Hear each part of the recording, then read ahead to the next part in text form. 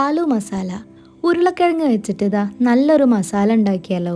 ചോറിൻ്റെയും ചപ്പാത്തിൻ്റെയും അപ്പത്തിൻ്റെയും ഒക്കെ കൂടെ കഴിക്കാവുന്നതാണേ. ഉരുളക്കിഴങ്ങ് തൊലിയൊക്കെ കളഞ്ഞിട്ട് ചെറിയ പീസാക്കിയിട്ട് ഒന്ന് വേവിച്ചെടുക്കാം. ഇനി ഒരു മിക്സിയുടെ ജാറിലേക്ക് കുറച്ച് മല്ലിയും കുരുമുളകും പച്ചമുളകും ചെറിയ കഷ്ണം ഇഞ്ചിയും കറിവേപ്പിലയും കൂടെ ചേർത്തിട്ട് നന്നായിട്ടൊന്ന് അരച്ചെടുക്കാം. ഇനി ഒരു പാൻ ചൂടാക്കി കുറച്ച് വെളിച്ചെണ്ണ ഒഴിച്ചു കൊടുക്കാം.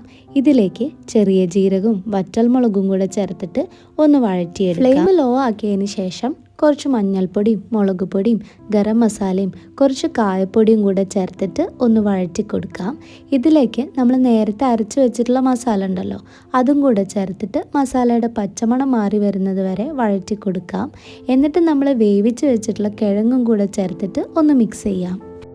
ഇനി ആവശ്യത്തിനുള്ള ഉപ്പും കൂടെ ചേർത്തിട്ട് നന്നായിട്ടൊന്ന് ഇളക്കി കൊടുക്കാം.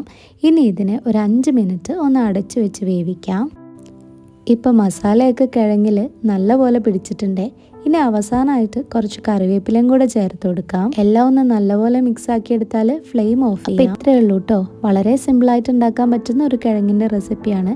എല്ലാവരും ഒന്ന് ട്രൈ ചെയ്ത് നോക്കണം. വീഡിയോ ഇഷ്ടപ്പെട്ടാൽ ചാനൽ സബ്സ്ക്രൈബ് ചെയ്യാനും സപ്പോർട്ട് ചെയ്യാനും മറക്കരുത്.